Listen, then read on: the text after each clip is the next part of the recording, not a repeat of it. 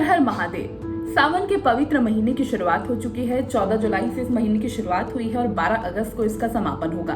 आज सावन का पहला सोमवार है और सुबह से ही जो भक्त हैं वो शिवालयों में पहुंचने लगे हैं भगवान शिव के दर्शन करने के लिए और माँ पार्वती और भगवान शिव की पूजा अर्चना के लिए। लेकिन इस महीने की शुरुआत के साथ ही किन किन बातों का ख्याल रखना बहुत ज्यादा जरूरी है वो मैं आपको बताने वाली हूँ, क्योंकि सावन के महीने की शुरुआत होते ही हरियाली लेकर आता है, बारिश लेकर आता है, लेकिन साथ ही लेकर आता है कई तरह की बीमारियां। तो इन बीमारियों से बचने के लिए खास तौर पर हमें कई चीजों का ख्याल रखना होगा।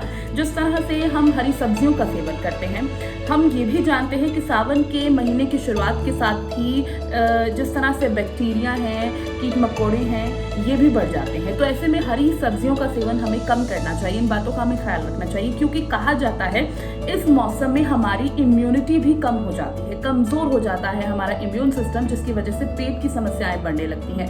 तो ऐसे में हमें इन चीजों का ख्याल रखना होगा। अपनी डाइट में कुछ बदलाव आप लोगों को करने होंगे और साथ ही अगर हो सके तो आप सात्विक भोजन ग्रहण करें, जिससे कि इन तमाम तरह की समस्याओं से आप बच सकते हैं। और इसी के साथ अगर आप व्रत किए हुए हैं तो आपको इस चीज का ख्याल रखना बहुत ज्यादा जरूरी है कि आपको अन्न, बेसन, सत्तू, इस तरह की चीजों का इस्तेमाल नहीं करना है और आपको फलाहार ग्रहण करना है। साथ ही डेयरी के जो उत्पाद हैं उनका आप ग्रहण कर सकते हैं। और भगवान शिव की पूजा अर्चना करने से कहा जाता है कि इस महीने में आपकी तमाम मनोकामनाएं भगवान शिव पूरी करते हैं। हर हर महादेव।